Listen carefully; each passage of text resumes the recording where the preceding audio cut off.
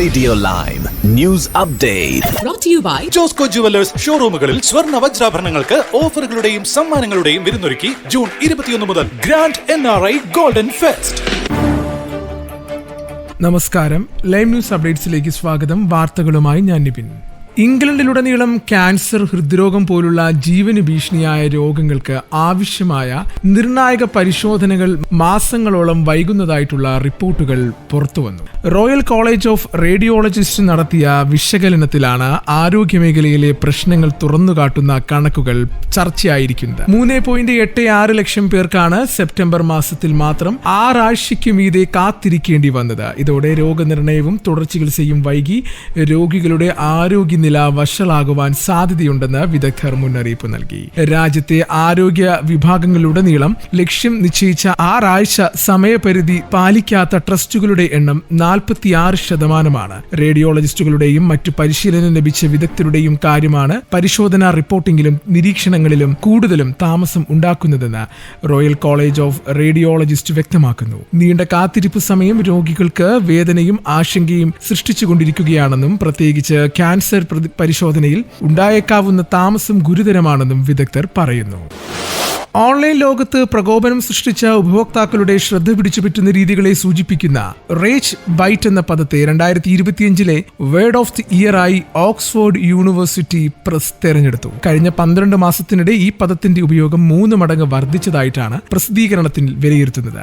മനഃപൂർവ്വം കോപമോ അസ്വസ്ഥതയോ സൃഷ്ടിക്കുന്നതിലൂടെ social media പ്ലാറ്റ്ഫോമുകളിൽ ഏറ്റവും കൂടുതൽ എൻഗേജ്മെന്റ് നേടുകയാണ് ഈ രീതികളുടെ ലക്ഷ്യം. റേജ് ബൈറ്റ് എന്നത് ക്ലിക്ക് ബൈറ്റിനോട് സാമ്യമുള്ളതാണെന്നും വായനക്കാരന്റെ വികാരങ്ങളെ ആക്രമിച്ച് പ്രതികരണം കരസ്ഥമാക്കുന്നതിലാണ് ഇതിന്റെ പ്രധാന വ്യത്യാസം. ഈ വർഷം ഓറ ഫാമിംഗ്, ബയോഹാക്ക് എന്നീ പദങ്ങളും ഷോർട്ട് ലിസ്റ്റിലുണ്ടായിരുന്നു. ഓറ ഫാമിംഗ് ആത്മവിശ്വാസവും ആകർഷകത്വവും പ്രത്യക്ഷപ്പെടുന്ന സ്വതന്ത്ര വ്യക്തിത്വവും കൃത്യമായി നിർമ്മിക്കുന്നതിനെ സൂചിപ്പിക്കുമ്പോൾ ബയോഹാക്ക് ഭക്ഷണം, വ്യായാമം, സപ്ലിമെന്റുകൾ തുടങ്ങിയവ ഉപയോഗിച്ച് ശരീര മനോശേഷി മെച്ചപ്പെടുത്തുന്നതിനുള്ള ശ്രമങ്ങളെയാണ് ഇത് വ്യക്തമാക്കുന്നത്.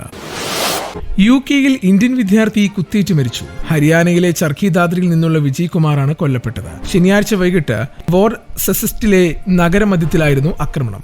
സംഭവം സമഗ്ര അന്വേഷണം ആവശ്യപ്പെട്ട് വിജയുടെ കുടുംബം രംഗത്തെത്തി. നവംബർ 15 വോർസെസ്റ്റിലെ ബാർബോൺ റോഡിലാണ് ഗുരുതര പരിക്കോടെ വിജയ് കുമാറിനെ കണ്ടെത്തുന്നത്. ചികിത്സയിലിരിക്കെയാണ് മരണം സംഭവിച്ചത്.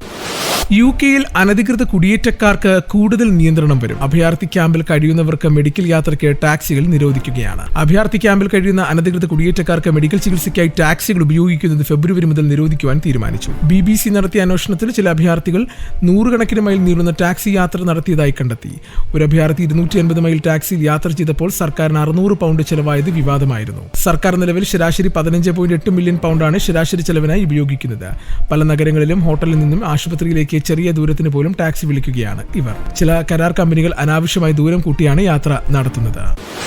ഇനി നാട്ടിലെ വാർത്തകൾ. പ്രണയബന്ധത്തിന്റെ പേരിൽ മകളുടെ കാമുകനെ ക്രൂരമായി കൊന്ന വീട്ടുകാർ. മഹാരാഷ്ട്രയിലെ നാന്ദേഡിയിലാണ് ഈ ക്രൂര കൊലപാതകം നടന്നത്. സാക്ഷം ടേറ്റിനെയാണ് കാമുകിയായ ആഞ്ചലിന്റെ വീട്ടുകാർ വെടിവെച്ചും കല്ലുകൊണ്ടും തലക്കടിച്ചും കൊലപ്പെടുത്തിയത്. ശവസംസ്കാരം ചടങ്ങിനെത്തിയ ആഞ്ചൽ സാക്ഷം ടേറ്റിന്റെ മൃതദേഹത്തിൽ മാല ചാർത്തി. ഇനിയുള്ള കാലം ടേറ്റിന്റെ വീട്ടിൽ മരുമകളായി ജീവിക്കുമെന്നും പ്രഖ്യാപിച്ചു. സഹോദരന്മാർ വഴിയാണ് ആഞ്ചൽ സാക്ഷം ടേറ്റിനെ പരിചയപ്പെടുന്നത്. വീട്ടിലെ പതിവ് സന്ദർശനത്തിലൂടെ ഇവർ കൂടുതൽ അടുത്തു.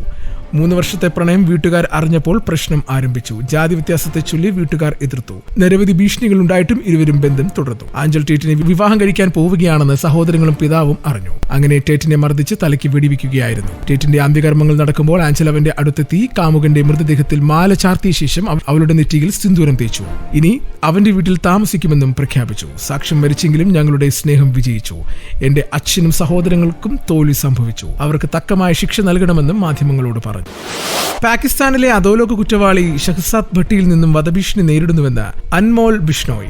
NIA കസ്റ്റഡിയിൽ കഴിയുന്ന അൻമോൾ പ്രത്യേക സുരക്ഷ ആവശ്യപ്പെട്ട് നവംബർ 27 കോടതിയിൽ ഹർജി സമർപ്പിച്ചിരുന്നു. US-ൽ നിന്ന് നാടുകടത്തപ്പെട്ടതിന് പിന്നാലെ NIA-യുടെ കസ്റ്റഡിയിലാണ് അൻമോൾ. കുപ്രസിദ്ധ അധോലോക നേതാവ് ലോറൻസ് ബിഷ്ണോയുടെ സഹോദരനാണ് അൻമോൾ ബിഷ്ണോയ്. സമൂഹമാധ്യമത്തിലൂടെ അധിക്ഷേപിച്ചെന്ന പേരിൽ യുവതിയുടെ പരാതിയിലെടുത്ത കേസിൽ അറസ്റ്റ് ചെയ്ത രാഹുൽ ഈശ്വറിനെ സൈബർ പോലീസ് പൗഡിക്കോണത്തെ വീട്ടിലെത്തിച്ചു. തെളിവെടുപ്പ് നടത്തി യുവതി അധിക്ഷേപിക്കുന്ന വീഡിയോ ദൃശ്യങ്ങളുണ്ടെന്ന് കരുതുന്ന ലാപ്ടോപ്പ് കണ്ടെത്തുവാൻ പരിശോധന നടത്തി. ലാപ്ടോപ്പ് ഓഫീസിലാണെന്ന് രാഹുൽ ആദ്യം പോലീസിനോട് പറഞ്ഞു. ഇന്നലെ രാഹുൽ പുറത്തുവിട്ട വീഡിയോയിൽ ലാപ്ടോപ്പ് വീട്ടിൽ നിന്ന് മാറ്റുകയാണെന്ന് പറഞ്ഞിരുന്നു. ലാപ്ടോപ്പ് കണ്ടെത്തുവാനാണ് രാഹുലിനെ വീട്ടിലെത്തിച്ചത്. കേസിലെ പ്രധാന തെളിവാണ് ലാപ്ടോപ്പ്. തെളിവെടുപ്പിന് ശേഷം കോടതിയിൽ ഹാജരാക്കും. രാഹുൽ മാങ്കൂട്ടത്തിന് അനുകൂലമായി വീഡിയോ ചിത്രീകരിക്കുന്നത് തുടരുമെന്നും രാഹുൽ മാധ്യമങ്ങളോട് പറഞ്ഞു. ഇനി കായിക വാർത്തകൾ. ഏകദിന ക്രിക്കറ്റിൽ വിരമിക്കുന്നതിനെക്കുറിച്ചുള്ള ചർച്ചകൾ വിരാട് കോഹ്ലിയും രോഹിത് ശർമ്മയും ബാറ്റ് കൊണ്ടാണ് മറുപടി നൽകിയത്. റാഞ്ചിയിൽ നടന്ന ദക്ഷിണാഫ്രിക്കയ്ക്കെതിരായ ആദ്യ ഏകദിനത്തിൽ കോഹ്ലി സെഞ്ചുറിയും രോഹിത് അർദ്ധ സെഞ്ചുറിയും നേടിയതോടെ വിമർശകരുടെ വായ് അടയുകയും ചെയ്തു. മത്സരത്തിൽ 17 റൺസിനാണ് ഇന്ത്യ വിജയിച്ചത്. എങ്കിലും 2027 ലോകകപ്പ് വരെ താരങ്ങൾ ടീമിൽ തുടരുമോ എന്ന് സംബന്ധിച്ച കാര്യങ്ങൾ ഇനിയും വ്യക്തമായിട്ടില്ല. ഇതുൾപ്പെടെയുള്ള നിർണായക തീരുമാനമെടുക്കുവാൻ BCCI അടിയന്തര യോഗം ചേരുമെന്നും റിപ്പോർട്ടുണ്ട്. ഇതിനിടെ ടീമിന്റെ മുഖ്യ പരിശീലകനായ ഗൗതം ഗംഭീറുമായുള്ള ഇരുവരുടെയും ബന്ധം സംബന്ധിച്ചും ചില റിപ്പോർട്ടുകൾ പുറത്തുവന്നിരിക്കുന്നു. ഇരു താരങ്ങളെയും ഗംഭീറുമായി അത്ര രസത്തിലല്ല എന്നാണ് മാധ്യമങ്ങൾ പുറത്തുവിടുന്നത്. ടെസ്റ്റ് ക്രിക്കറ്റിൽ നിന്ന് കോഹ്ലിയും രോഹിത്തും അപ്രതീക്ഷിതമായി വിരമിക്കൽ പ്രഖ്യാപിച്ചതോടെയാണ് ബന്ധത്തിൽ വിള്ളലുകൾ വീണതെന്ന് സൂചനയുണ്ട്. ഇരുവരും ടെസ്റ്റിൽ വിരമിച്ചത് ടീമിന്റെ ഘടനയെ തന്നെ ബാധിച്ചു. ഇതോടെ ടീമിന്റെ പതനവും ആരംഭിച്ചു.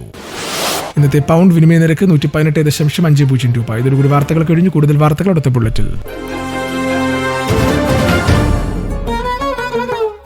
കൂടുതൽ വാർത്തകൾക്കും വിശേഷങ്ങൾക്കുമായി റേഡിയോ ലൈം ആപ്പ് ഡൗൺലോഡ് ചെയ്യൂ.